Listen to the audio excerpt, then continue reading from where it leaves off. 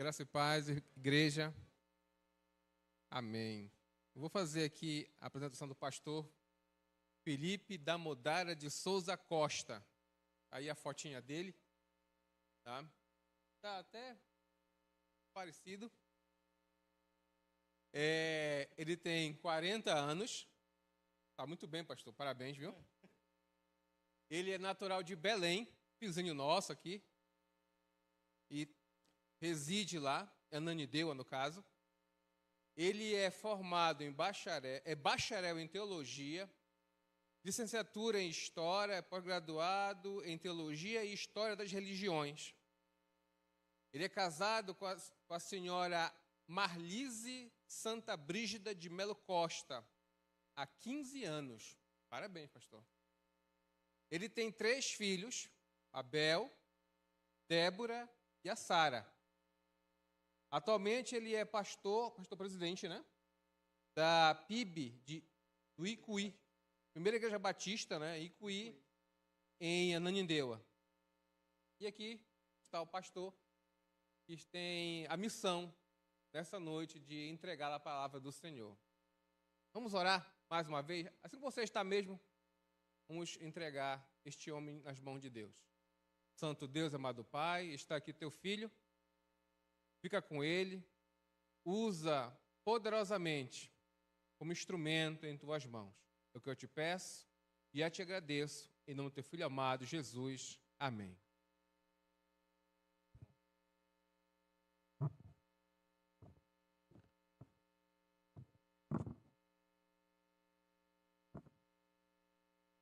Boa noite, igreja, graças e paz a todos, amém? É um privilégio estar aqui, nesse lugar tão abençoado, nessa igreja tão bonita, neste culto, onde nós sentimos a presença do Senhor, quando nós estamos cantando, louvando a Deus toda a honra, toda a glória e todo o louvor. Quero agradecer o convite do nosso pastor Benedito, que deve estar viajando, e estou nessa difícil missão de substituir, né, esse grande pastor, grande pregador, que é o nosso pastor Benedito, né? E quero mandar saudações, né, da Primeira Igreja Batista do Icuí, lá em Ananindeua, a qual eu estou quase 4 anos ali, em trabalho.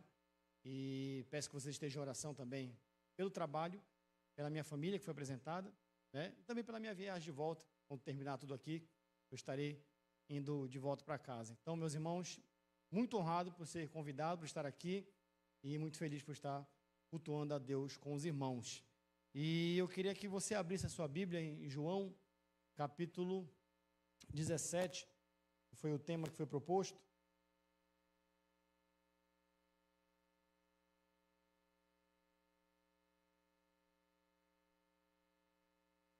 Quando você achar, eu peço que você fique em pé, em reverência à palavra do Senhor.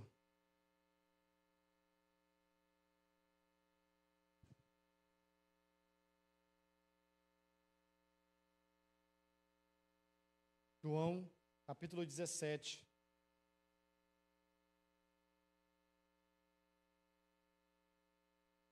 Vamos fazer a leitura no versículo 1. Quem achou, diga amém. João, capítulo 17. Você gosta de ler Bíblia? Quero convidar você a ler esse capítulo, que é a oração sacerdotal de Jesus. Então vamos fazer essa leitura. Versículo 1. Jesus falou essas coisas e, levantando os olhos ao céu, disse: Pai, é chegada a hora. Glorifica a teu filho, para que também o teu filho te glorifique a ti. Assim como lhe deste poder sobre toda a carne, para que dê a vida eterna a todos quantos lhe deste. E a vida eterna é essa: que conheço a ti só por único Deus verdadeiro, e a Jesus Cristo a quem enviaste. Eu glorifiquei-te na terra, tendo consumado a obra que me deste a fazer. E agora glorifica-me tu, ó Pai, junto de ti mesmo, com aquela glória que tinha contigo antes que o mundo existisse. Manifestei o teu nome aos homens que do mundo me deste, eram teus, e tu me deu. Guardaram a tua palavra. Agora já tenho conhecido que tudo quanto me deste provém de ti. porque lhe dei as palavras que me deste, e elas a receberam, e têm verdadeiramente conhecido que saí de ti, e creram que me enviaste. Eu rogo por eles, não rogo pelo mundo, mas por aqueles que me deste, porque são teus. E todas as minhas coisas são tuas, e as tuas coisas são minhas, e nisto sou glorificado. E eu já não estou mais no mundo, mas eles estão no mundo, e eu vou para ti, Pai Santo. Guarda em teu nome aqueles que me deste, para que sejam um, como nós. Estando eu com eles no mundo, guardava em teu nome. Tenho guardado aqueles que tu me deste, e nenhum deles se perdeu, senão o filho da perdição, para que a Escritura se cumprisse. Mas agora vou para ti, e digo isto no mundo, para que tenham a minha alegria completa em si mesmo. Deles a tua palavra, e o mundo os odiou, porque não são do mundo, assim como eu não sou do mundo. Não peço que os tires do mundo, mas que livre do mal. Não são do mundo, como eu também não sou. Santifica na verdade, a tua palavra é a verdade. Assim como tu me enviaste ao mundo, também eu os enviei ao mundo. E por eles me santifico a mim mesmo, para que também eles sejam santificados na verdade. E eu não rogo somente por estes, mas também por aqueles que pela sua palavra hão de crer em mim, para que todos sejam um, como tu, ó Pai, o és em mim e eu em ti. Que também eles sejam um em nós, para que o mundo creia que tu me enviaste. E eu deles a glória que a mim me deste, para que sejam um, como nós somos um. Eu neles, tu em mim, para que eles sejam perfeitos em unidade, e para que o mundo conheça que tu me enviaste a mim, e que tem amado a eles como tem me amado. Pai, aqueles que me deste, quero que onde eu estiver, também eles estejam comigo, para que vejam a minha glória que me deste, porque tu me has amado antes da criação do mundo. Pai justo, o mundo não te conheceu, mas eu te conheci, e estes te conheceram, que tu me enviaste a mim. E eu lhe fiz conhecer o teu nome, e lhe farei conhecer ainda mais, para que o amor que me tem dado estejam neles, e eu neles esteja. Amém, amém, amém, amém. Meus amados, feche seus olhos. O irmão orou pela minha vida, queria orar nesse momento pela palavra de Deus. Pai Santo, Deus poderoso, eu quero nesse momento pedir que o teu Espírito haja livremente nesse lugar, Senhor Deus, para que os olhos sejam abertos, para que as mentes sejam cativas a Cristo, para que os corações se quebrantem através do efeito da pregação da tua palavra. Eu, Senhor Deus, não tenho nada a oferecer a esta igreja. Não tenho, Senhor Deus, pão para lhe dar, mas o Senhor pode enviar o maná do céu, diretamente do trono da graça, e alimentar a tua igreja, e fazer que ela volte para casa saciada, feliz, jubilante e cheia do Espírito Santo de Deus, Pai.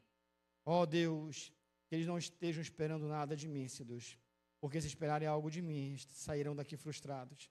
Mas que eles esperem de Ti, Santo Deus Todo-Poderoso, que faz todas as coisas e tem todo o poder e a primazia desse culto, Pai. Deus, recebe a glória devida ao Teu nome, no nome santo de Jesus. Amém, amém e amém. Pode sentar, meus irmãos.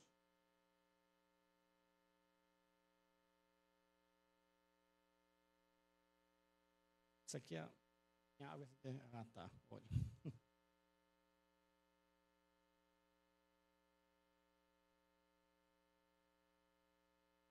Meus amados irmãos, foi proposto esse capítulo 17, que eu considero a maior ação das Escrituras, a salvação que veio através do nosso Deus, que é Jesus Cristo, e o próprio Salvador orando e intercedendo pela sua igreja. Então, eu considero que aqui, nesse capítulo que nós acabamos de ler, é a oração mais poderosa que as Sagradas Escrituras revelam a nós.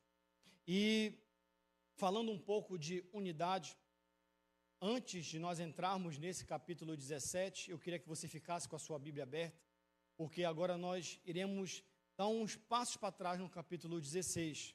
No capítulo 16, meus irmãos, ele, no seu contexto, já é Jesus preparando os seus discípulos para poder partir para a sua morte, depois a sua ressurreição, depois a sua ascensão.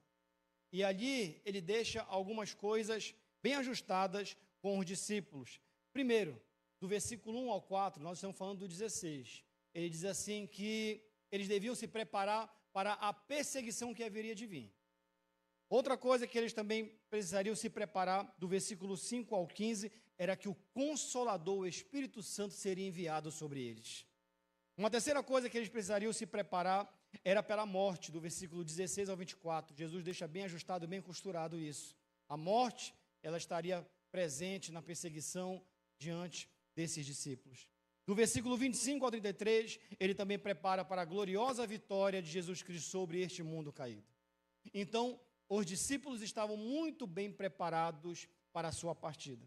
Aí, quando a gente entra nesse 17, para a gente poder entender por que Jesus orou, por que ele intercedeu pela sua igreja, porque ele deixa agora aqueles discípulos que ele preparou de antemão, preparou para que eles estejam preparados para a perseguição, preparados para o Consolador, preparados para a morte, preparados para a vitória de Cristo. Agora Jesus ora por eles. Jesus ora por esses discípulos que ele preparou. No capítulo 16, é Jesus apresentando os discípulos, apresentando o Pai aos discípulos, e no capítulo 17, é Deus, Jesus, apresentando agora os discípulos a Deus. E o interessante disso tudo, meus irmãos, é que nessa oração do capítulo 17, nós temos a ideia de unidade pelo menos 10 vezes, seja direta, seja indireta. E por isso que nós lemos o capítulo todo, porque eu quero trazer, dentro desse capítulo 17, alguns desdobramentos da unidade. E a gente vai trabalhar 5 desdobramentos que a unidade proporciona. Jesus sabia que a unidade era importante para que a manutenção desses discípulos que estavam preparados para tudo aquilo que Jesus deixou para eles. Eu queria que você acompanhasse comigo que essa unidade, ela tem 5 desdobramentos. Primeira coisa, meus irmãos, é que no versículo 1 ao versículo 5, Jesus começa abordando o berço da unidade. Jesus agora, quando vai começar a orar, ele levanta os olhos para o céu. E ele começa a falar com o seu Pai. É interessante que ele não está criando nada novo. Ele está apenas apontando para algo que sempre existiu, a unidade entre ele e o Pai, entre o Filho e o Pai, entre Cristo e o nosso Deus. Ele não olha para os montes, ele não olha para os homens, ele não olha para o templo quando ele começa a orar. Ele não olha para os discípulos, mas ele olha para o alto. Olha para Deus, olha para o céu. Porque ele está apontando e mostrando para nós que vamos ser leitores dessa oração em breve, que a unidade que nós estamos proporcionando aqui para nós, ela primeiro aconteceu lá no céu. O Pai e o Filho são unidos de forma misteriosa, espiritual e poderosa. Ele olha para o céu. Veja os versículos que traz essa ideia. No versículo 3 diz assim: conheçam, para que conheça o Pai e o Filho, a unidade. No versículo 4 ele diz assim que o Filho estava em obediência à missão que o Pai o concedeu, a missão de redenção. Por isso que nós estamos aqui, porque houve um plano no céu para nos resgatar. No versículo 5 ele diz a glória que o Senhor me deu antes que o mundo existisse. Ou seja, uma comunhão gerou um plano e esse plano gerou uma glória para ambos, para o Pai e para o Filho. Essa glória que nós vamos saber mais um pouco na frente o que ela significa. Mas uma coisa que eu posso antecipar para vocês é que todo esse arcabouço da unidade que nós vamos tratar hoje, ela foi selada no céu. Começou com o Pai e com o Filho. E da mesma forma que ela está estabelecida no céu, Deus agora, através da oração do seu Filho, compartilha com a sua igreja a mesma unidade.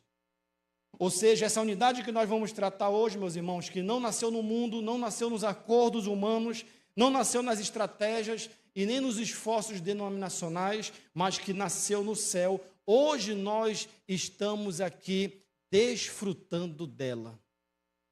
Unidade não se constrói, unidade se desfruta. Foi algo que Deus está compartilhando conosco.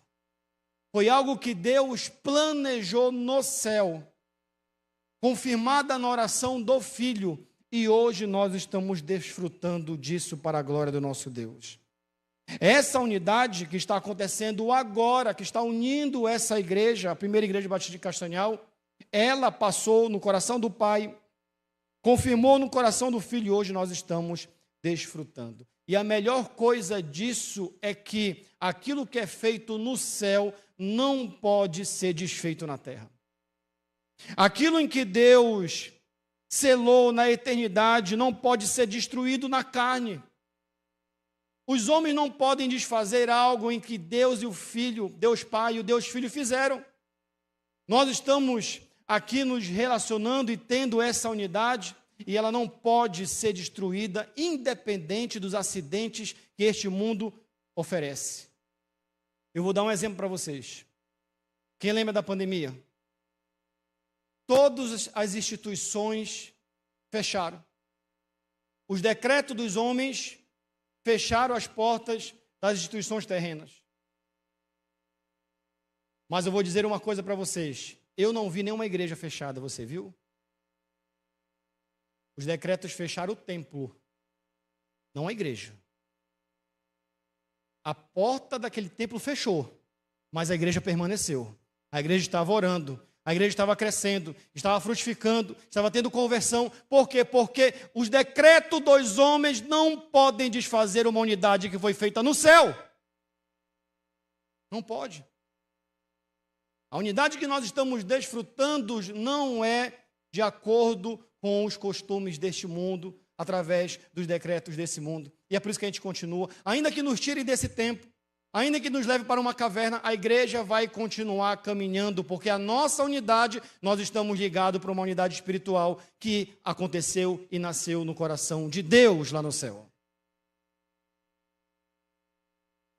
Jesus orou para que essa unidade, que nasceu no céu, no coração do Pai, confirmado no Filho, compartilhado com a sua igreja, ela nos faz permanecer de pé. Valorize essa unidade.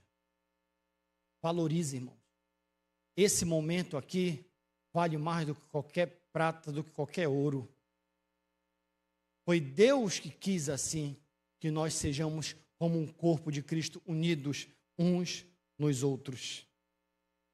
Segunda coisa, meus irmãos, no versículo 6 ao 9 e no versículo 17 ao 19, eu quero trazer agora o fundamento da unidade. Primeiro é o berço, onde ela nasceu, agora é o fundamento. Aqui a gente percebe que o que sustenta a unidade que nasceu no céu é muito claro para nós e deixa ela preservada para que ela não se quebre, é a palavra de Deus. Veja no versículo 6, guardaram a tua palavra. No versículo 7, agora eles conhecem tudo. No versículo 8, eu lhes dei a palavra que me deste. No versículo 17 e no versículo 19, santifica eles na verdade. Então a unidade da igreja, ela não é preservada pela sua estrutura, ela não é preservada pela tradição, ela não é preservada pelas suas lideranças, mas ela é preservada pela palavra de Deus. É ela que deixa as suas ligaduras presas uma na outra e nada pode desfazer. A palavra de Deus é a vitamina do povo. A palavra de Deus é que nos deixa mais unidos uns com os outros. É por causa dessa palavra que Deus pegou você de um lugar, pegou você de outro, pegou o irmão lá do outro lugar, conseguiu unir eles uns aos outros através dessa palavra. E o que isso quer dizer, meus irmãos? Quer dizer que esses discípulos que foram gerados na palavra, eles conheceram a Deus e a Cristo pela palavra, foram preservados pela palavra e santificados pela palavra. Eu estou dizendo, meus irmãos, que a nossa unidade aqui, ela só pode ser verdadeira, ela só pode ser sustentada, ela só pode ser espiritual, ela só pode ser profunda, ela só pode ser preservada se ela estiver alicerçada nesta palavra. Uma igreja que abandona a palavra de Deus, inevitavelmente vai cair. Inevitavelmente. Uma igreja que negocia os princípios bíblicos, logo, logo ela vai sumir do mapa. Onde não há palavra de Deus, nascem as divisões, nascem as facções, nascem as inimizades, nascem as invejas, nascem as porfias, nascem os partidos, nascem as disputas, nascem os egos, nasce toda sorte de obra da carne, e essas obras da carne adoecem o corpo.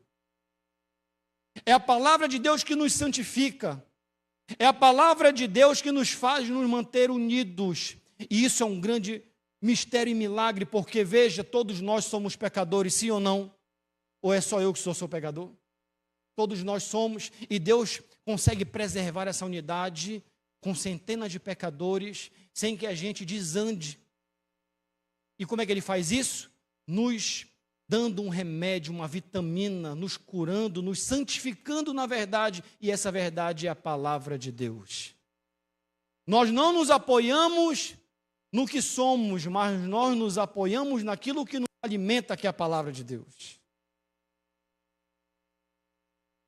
Toda a igreja que abandona essa palavra, ela vai adoecer.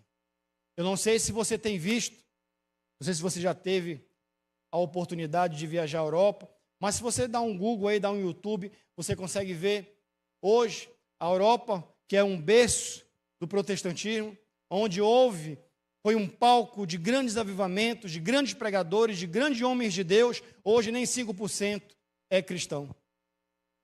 Você vê igrejas enormes, templos gigantes, que cabem mais de 10 mil pessoas, e você entra pela porta e você vê ali um bar, vê uma boate, vê um museu, vê uma livraria, porque não tem mais ninguém que congregue. Mas se você puder voltar atrás, aonde foi que a igreja na Europa se perdeu? Ela se perdeu por causa que abandonou a palavra, ela abandonou os princípios bíblicos, começou a entrar no liberalismo, começou a entrar nas negociações, começou a entrar no mundanismo, e o final aconteceu o que nós vemos hoje. Meus irmãos, aonde o liberalismo e o mundanismo entra, ele mata. O que nos preserva hoje contra toda essa sedução daí de fora é a palavra de Deus, e é por isso que nós estamos unidos nessa noite. A gente não precisa ir nem muito longe. Você pode ir na Igreja Batista lá em Maceió, a Igreja Batista do Pinheiro, saiu há alguns anos da nossa convenção. Uma igreja com tantos anos, bem conhecida ali naquela cidade. Abandonaram a palavra de Deus e começaram a casar, a batizar homossexuais. A placa é batista. Quem olha pensa que é batista. Quem olha pensa que é uma igreja. Tem pregação, tem louvor, tem culto. Mas preferiram abrir mão dos princípios e hoje se perderam totalmente. A estrutura está lá, a igreja está lá, a placa está lá, as pessoas estão lá. E qual foi o problema dela? Será que foi tudo isso? Não. Porque abandonaram a palavra de Deus. E hoje não estão mais conectados nessa unidade. Preferiram seguir a vontade da carne do que seguir a vontade do corpo de Cristo. O sistema circulatório da unidade é a palavra de Deus. A palavra de Deus tem poder de nos sustentar em unidade, meus irmãos. Ainda que nós tenhamos mente diferente, pensamentos diferentes, vindo de lugares diferentes, pessoas diferentes, com várias sentenças, com várias cabeças, mas a unidade preserva todos nós, ainda que sejamos diferentes, mas adoramos um só Deus, servimos apenas uma fé e temos apenas um batismo, porque a unidade que Deus faz, ainda que nós sejamos diferentes, nós permanecemos nessa unidade. Qual é a organização terrena que com várias cabeças diferentes, pensamentos diferentes, vindo de lugares, fica de pé? A igreja, ainda que ela seja essa pluralidade de pensamentos, mas ela permanece por causa do seu fundamento, que é a palavra de Deus. Terceira coisa, irmãos, no versículo 9 ao 16, e também no versículo 18, é a resistência da unidade. Jesus deixa bem claro que a unidade ela não é apenas uma preservação de problemas internos, como eu falei, das obras da carne, mas ela é uma resistência contra o inimigo externo, chamado mundo, em que aqui é citado 9 vezes. E é interessante que no versículo 14 ele diz que o mundo nos odeia. Quando a igreja mantém a unidade que foi gerada no céu, que ela é preservada através da palavra de Deus, ela se torna uma fortaleza contra esse inimigo chamado mundo. Meus irmãos, o mundo não pode tocar na igreja a não ser que ela não esteja na unidade do corpo de Cristo. É só você verificar o texto e o próprio Jesus deixa isso bem claro. Todos que tu me deste permaneceram, com exceção do filho da perdição. Alguém pode falar assim, Judas foi um salvo que se perdeu. Na verdade não, mas era um perdido que nunca foi salvo. É a unidade que nos preserva dentro do corpo de Cristo e nos garante aquela salvação que Cristo conseguiu na cruz do Calvário. É interessante que no versículo 18, Jesus diz que nós fomos enviados ao mundo, e no versículo 9 ele roga por nós.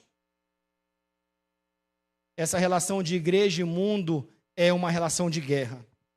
Nós não fomos chamados para ser amigos do mundo, nós fomos chamados para resistir a esse mundo. Jesus envia a sua igreja ao mundo e ele mesmo roga por ela, porque ele sabe que essa relação vai ser uma relação de guerra. Nós não temos acordos com o mundo de forma alguma, mas a oração dele era que a igreja permanecesse intacta, sem ter relação nenhuma com este mundo. No versículo 11, ele diz assim, Pai Santo, guarda eles em teu nome. No versículo 12, nenhum deles se perdeu. No versículo 13, a alegria de Cristo que preserva a unidade. Uma igreja animada, uma igreja alegre, ela permanece onde está e não negocia com esse mundo. No versículo 16, nós não somos do mundo, ele já coloca uma identidade na gente. Nós não temos um crachá, um RG com algo negociando com o mundo, mas nós somos parecidos com Cristo, imagem e semelhança dele, sal e luz deste mundo. Jesus está deixando claro que nós não temos que nos relacionar com esse mundo, mas resistir a esse mundo. E essa resistência passa pela unidade. No versículo 15 ele diz assim, não peço para que tirem ele do mundo. Não tire a igreja do mundo. E o segredo é que não é onde nós pisamos. O segredo é a fidelidade, a unidade e o corpo de Cristo. Se você botar uma igreja hoje no bairro mais periférico, se você começar um trabalho com a igreja num lugar onde a criminalidade é altíssima, muitos podem dizer assim, não vai sair nada daqui. Você olha lá para o Icuí, por exemplo, onde eu sou pastor, onde ao invés de você ver em cada esquina uma igreja, você vê um terreiro de macumba, você vê um bar. Eu acho que o diabo escolheu o Icuí para ser o seu gabinete central, porque nós temos ali em torno de uns 40 a 50 terreiros de macumba lá naquele bairro. Aí você fala, não vai funcionar uma igreja ali, a carga espiritual é muito alta, ali não vai dar certo, não vai funcionar, o crime organizado tomou conta do bairro, a violência é grande, é terreiro de macumba para tudo quanto é lado, mas, meu irmão, o segredo não é onde a igreja pisa, independente de onde ela está, aonde ela está plantada, se ela estiver conectada na unidade do corpo de Cristo, ela brota. Eu cheguei lá há 4 anos atrás, era uma igreja com 40 pessoas, e depois de muitas orações, de muitos jejuns, e entendendo que não depende de onde nós pisamos, a localização da nossa igreja é muito ruim, é uma ruazinha bem apertada, então a gente não tem nenhum tipo de benefício de localização, de lugar, de nada. Mas há 4 anos nós começamos com 40 pessoas, e depois de buscar a Deus, saber que Deus pode fazer na unidade do corpo, e saber que Deus pode fazer um grande mover naquele lugar, naquele bairro, hoje nós somos 160 pessoas. Não importa onde a igreja está, importa a quem ela está ligado, que é o corpo de Cristo. Ainda que o mundo nos pressione, meus irmãos, ainda que o mundo tente nos fazer nos dobrar, ainda que eles nos persigam, ainda que eles nos prendam, ainda que eles nos tirem os nossos direitos, ainda que eles nos matem, porque isso foi prometido por Jesus no capítulo 16, mas a igreja vai prevalecer e vai ficar de pé. Porque Mateus capítulo 16, versículo 18 diz que as portas do inferno não prevalecerão contra a igreja. O lugar mais seguro do mundo é no corpo de Cristo. É onde nós podemos descansar e ficar tranquilos. Quarta coisa, na verdade, meus irmãos, no versículo 20 ao 23. Nós agora vamos tratar. Primeiro nós falamos do berço da unidade. Depois falamos do fundamento da unidade. Depois falamos da resistência da unidade. Agora nós vamos falar sobre o alcance da unidade. No versículo 20 ao 23, Jesus agora começa a olhar para frente. No versículo 20 ele diz assim: eu rogo por aqueles que hão de crer em mim. E essa oração, ela é uma oração maravilhosa, porque ela alcança a igreja do futuro. Ele podia apenas orar pelos discípulos. Ele estava ali com 12. Ou digamos 11, porque Judas se perdeu. Mas ele não se contentou com aqueles 11, mas olhou para frente e diz: tem gente que vai crer em mim. Tem gente que vai acreditar em mim. Tem gente que vai me seguir. Tem gente que vai morrer para este mundo. Tem gente que vai nascer para Deus. Então ele começa a olhar para frente. Essa oração alcança a igreja que iria nascer no corredor da história. Jesus revela algo dentro dessa oração, algo extraordinário. E nós entramos no versículo 21, que é a divisa do nosso tema, Somos Um, da Convenção Batista Brasileira, que diz assim: para que todos sejam um, como tu o és em mim e eu em ti. Que todos são esses? Jesus está falando da igreja que ele estava orando quando ela nasceu, depois ele está orando pela igreja que viria na frente. Então, se você pegar todo esse corredor do tempo, Jesus está orando pela igreja do passado, pela igreja do presente e pela igreja do futuro. Todos que irão de crer precisam ser como eu sou em ti e tu é em mim. E essa comparação é maravilhosa, porque essa unidade entre Jesus e o Pai não pode ser rompida com o tempo. Desde quando Jesus e o Pai têm unidade? Desde sempre. O tempo passou e o Pai e o Filho continuam unidos. Ninguém pode romper a unidade do Pai e do Filho. Aí Jesus, pegando essa comparação, diz assim: Pai, que eles sejam todos unidos, só em um, como eu sou em ti e tu é em mim. Jesus está dizendo que a mesma unidade que não pode ser rompida com o tempo, ela seja compartilhada com a igreja que vai nascer ali, depois iria se estabelecer em Jerusalém, depois viria a nascer até chegar aqui onde nós estamos. Nós estamos de forma espiritual unidos ao corpo de Cristo, a igreja do passado, a igreja do presente e a igreja do futuro. Não pode romper essa unidade. O tempo, a história, a humanidade, o mundo, nada pode romper essa unidade. Essa unidade, ela é indestrutível, inabalável, irresistível. Por isso que ele fala no versículo 23, que eles sejam perfeitos em unidade. Perfeitos. Jesus chama, e lembra que eu falei para vocês de glória, aquela glória que me deste lá no passado, e aqui ele explica que glória é essa, no versículo 22, eu deles glória, a glória que a mim deste, eu dei para eles. E quando a gente lê esse texto, a gente fica assim pensando, que glória é essa que Deus compartilhou conosco? Porque se a gente voltar os nossos olhos para Isaías 42:8, diz que Deus não divide a sua glória com ninguém. Mas é só você terminar o versículo que ele diz que para que eles sejam um como nós. Ou seja, Jesus está chamando de glória essa unidade que nós estamos vivendo hoje. Essa unidade eterna, inabalável, irresistível, indestrutível. Nós estamos vivendo aquilo que Jesus orou. Mais de 2000 anos atrás, nós estamos desfrutando dessa oração.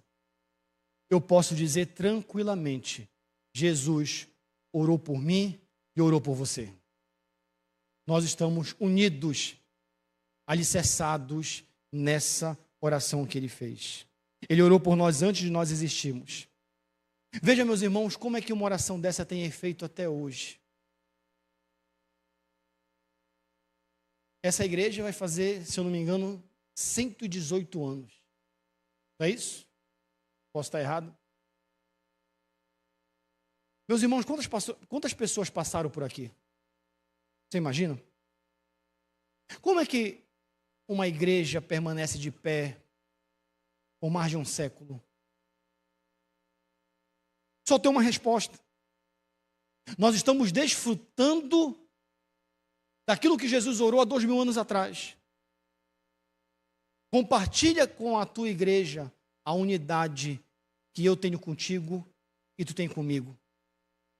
Vão se passando os anos, vão se passando as décadas, vão se passando os séculos e a igreja permanece de pé. E por que ela permanece de pé? Porque Jesus pediu ao Pai que a unidade indestrutível que ele tem com o Filho seja compartilhada para todos nós. Essa igreja vai viver 150 anos, vai viver 200 anos e ela vai permanecer de pé, porque ela está desfrutando de uma unidade que não pode romper no teste do tempo. Aqueles que hão de crer em mim, sejam unidos em ti e tu em mim, perfeitos em unidade. Ainda que as pessoas passem, ainda que as pessoas morram, ainda que as coisas vão acontecendo, mas Deus sempre vai providenciando aqueles que hão de crer. Deus sepulta os seus obreiros, mas a obra continua, porque aqueles que hão de crer, eles vão se mantendo e se completando para preservar a unidade que Jesus orou. E para encerrar, meus irmãos, no versículo 24 ao 26, o alvo da unidade. Jesus termina a sua oração, finalizando no seu ponto mais alto. Jesus deixou o melhor para o final. Ele desloca agora o seu olhar. Antes, ele deslocou o seu olhar para o futuro. Agora, ele desloca o seu olhar para a eternidade. A unidade, ela tem um destino. Veja, no versículo 25, ele diz assim, estes te conheceram. No versículo 26 diz assim, eu lhe fiz conhecer o teu nome. E ele continua, e lhe farei conhecer ainda mais. Opa, o que é isso? Bem, Jesus está dizendo que eu e você temos conhecimento de Deus. Ainda que seja alto, ainda que seja profundo, ainda que seja teológico, mas não é absoluto. Nós não conhecemos Deus na sua plenitude. Nós temos aquilo que é revelado nas Sagradas Escrituras. Deus não pode caber nesse livro. O que nós sabemos é o que foi revelado, mas ainda tem mais para nós. Esse Pai, esse Filho é maior do que nós imaginamos. E nós ainda não conhecemos. Aí Jesus, sabendo disso, ele diz que esses discípulos, tanto do passado, tanto do presente, tanto do futuro, eles estejam aonde eu estiver. E isso por amor, como diz no versículo 24 e no versículo 26. A unidade não tem apenas um propósito terreno, mas mostra um propósito muito maior, é estar com o Pai e com o Filho na eternidade. O que nós estamos desfrutando aqui é apenas um aquecimento para algo muito maior. Muito maior. Por isso que, voltando no versículo 3, o próprio Jesus diz assim, o que é ter a vida eterna? A vida eterna é conhecer a Deus. A vida eterna não é ter dias infinitos. Não é isso. Porque o próprio inferno também oferece, faz a mesma proposta, dias infinitos, o inferno também oferece. Vida eterna é conhecer a Deus, ver quem Ele é, saber Ele, ver Ele de face a face e nos aproximarmos dEle e sabemos dEle na sua plenitude e de forma absoluta. Então, hoje eu trago uma palavra para essa igreja. Ainda que Jesus tenha subido, tenha ascendido aos céus e a igreja tenha ficado aqui, mas chegará o grande dia que nós também subiremos. E nós, por causa da unidade que nós estamos aqui, desfrutando uma unidade que nasceu no céu, que foi fundamentada na palavra, em que ela resiste a este mundo, em que ela alcança a igreja do passado, do presente e do futuro, e tudo isso vai ser juntado, e todos nós que cremos em Cristo no corredor da história, conheceremos Ele como Ele é, face a face, como diz em 1 Tessalonicenses 4, que nós veremos Ele vindo, o próprio Senhor Jesus, com alarido de trombeta, com voz de arcanjo, Ele descerá dos céus, e os mortos ressuscitarão primeiro, e depois nós que estamos vivos, teremos os corpos transformados, e nós seremos elevados, e passaremos a eternidade com Ele. Essa unidade garante em que nós sejamos levados para estar do lado dEle, porque Ele pediu isso ao Pai. Que eles estejam comigo aonde eu estiver. Então, se Ele está no céu, nós passaremos a eternidade com Ele. O próprio João confirma isso na sua primeira carta, no versículo 3, no capítulo 3, versículo 2, ele diz assim: quando Ele se manifestar, está falando de Jesus, nós seremos semelhantes a Ele, porque nós veremos Ele como Ele é. Isso é uma garantia. A unidade que começa no céu, ela conclui no céu. Aqui na terra é apenas um aquecimento para a grande manifestação gloriosa, poderosa do nosso Deus.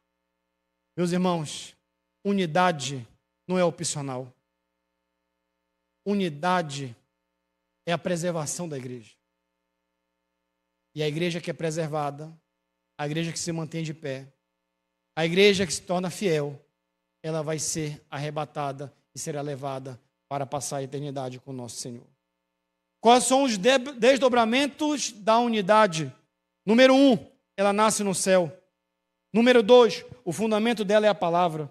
Número 3, a unidade resiste ao mundo. Número 4, ela alcança a igreja universal do passado, do presente e do futuro. E número 5, ela vai levar a igreja triunfante para morar no céu, gloriosamente. E nós estamos ansiosos para esse grande dia. E é por isso que nós estamos cultuando Ele hoje aqui. Porque esse Deus que está sendo cultuado, nós veremos com os nossos próprios olhos. Então, mantenha-se em unidade com essa igreja, para a glória de Deus, em nome de Jesus. Amém, amém, amém, amém. Deus abençoe todos vocês.